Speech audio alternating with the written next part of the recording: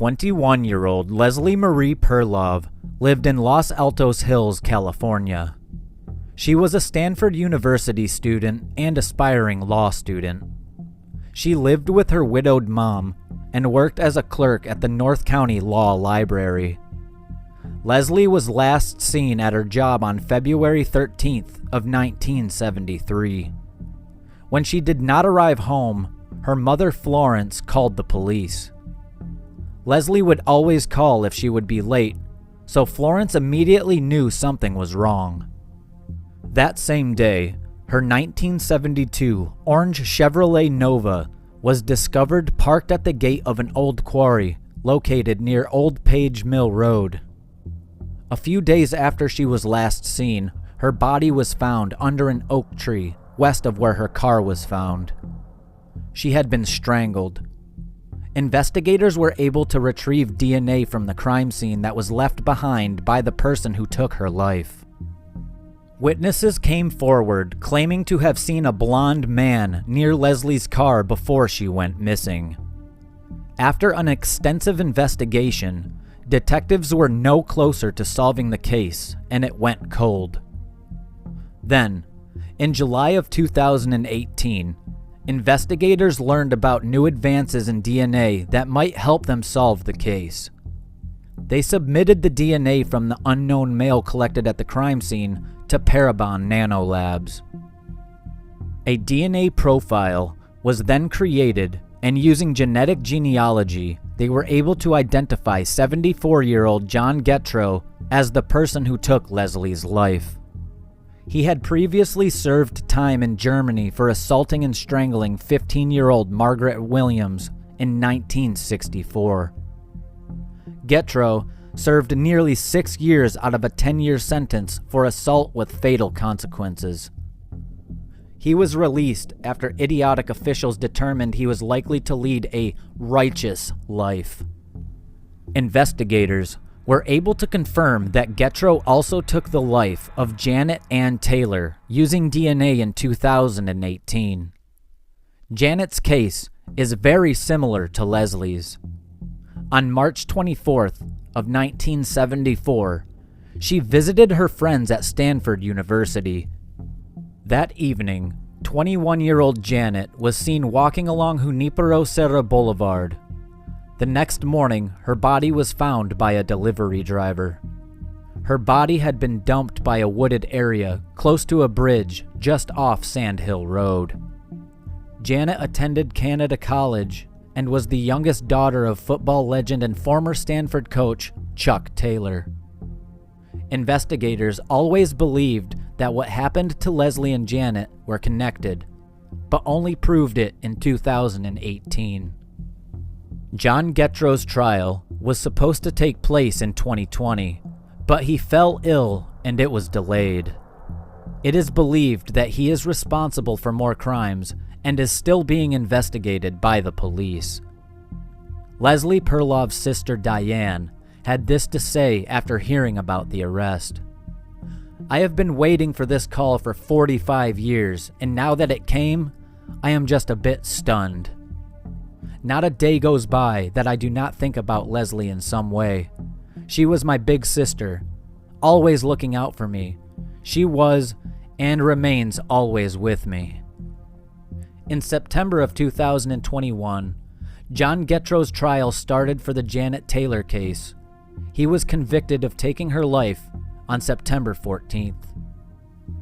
He was convicted on the strength of DNA evidence culled from a disposable coffee cup he used and then threw away in 2018. That sample was matched with DNA swabbed from the inside and outside of Janet Taylor's pants. On January 10th of 2023, John Getro formally pleaded guilty and admitted that he took Leslie Marie Perlov's life as well. Getro is currently scheduled to appear for his sentencing hearing on April 26th of 2023. Justice for Leslie Perlov and her loved ones took a very long time, but it has arrived. District Attorney Jeff Rosen said in a statement following the plea hearing, he will spend the rest of his life in prison.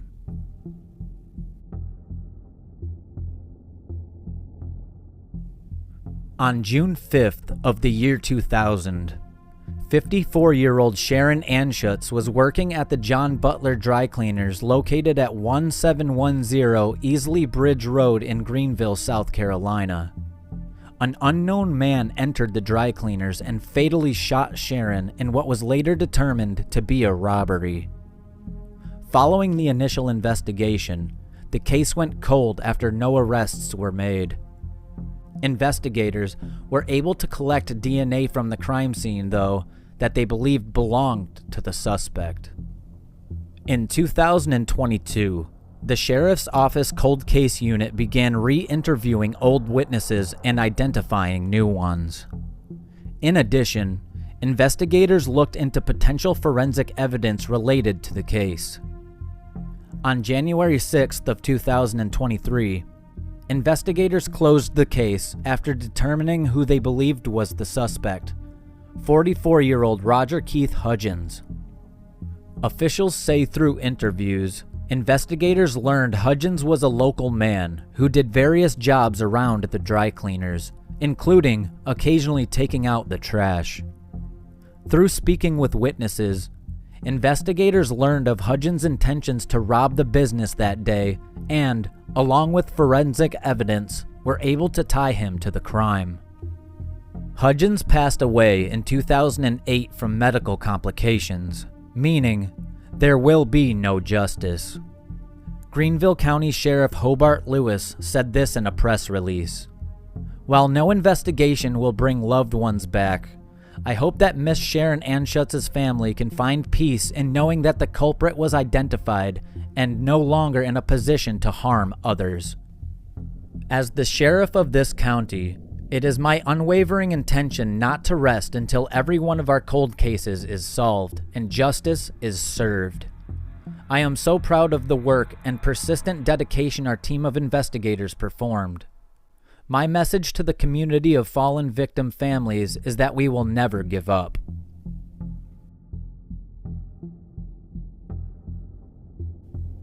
Not a lot of details are known about this next case, but on January 10th of 2023, Manatee County Sheriff's Office detectives in Florida arrested 40-year-old Pedro Garcia and charged him with taking the life of 37-year-old Guadalupe Vela in July of 2006. Detectives issued a press release on the arrest, which said Guadalupe and Garcia were rival gang members. They were at a Santa Fe bar when they began arguing. The two men took the argument outside before leaving in different directions. Guadalupe went to a relative's home in Bradenton, Florida. While there, he saw Garcia once again, and the two began arguing. Police said that this is when Garcia shot Guadalupe twice in the back, just as he was trying to leave. Detectives found Guadalupe's body in the backyard of the home, along with the bullet casings and a witness who would not cooperate. Deputies stopped Garcia for a traffic violation nearly 3 months later and found a 9mm pistol in his vehicle. Garcia was arrested for possessing a firearm as a felon. Testing was done on the gun by Florida Department of Law Enforcement that ultimately linked the gun to the crime scene. But the rounds that Guadalupe was shot with came from a different weapon, detectives found. Detectives continued to investigate the fatal shooting, talking to different witnesses who said Garcia spoke about taking Guadalupe's life. In 2015, Garcia admitted to another inmate at the Manatee County Jail, even providing details about what happened that night, according to detectives. But the detectives were not told about the conversation until 2022. On January 9th of 2023, detectives obtained an arrest warrant for Garcia, who was located at a home on 30th Avenue West and taken into custody. He was out on bond for an unrelated case. The detectives said it was possible Garcia was connected to other unsolved violent crimes dating back to the mid-2000s, and they asked anyone with information to call the Manatee County Sheriff's Office at 941-747-3244. 3011 or Manatee Crime Stoppers at 866-634-8477.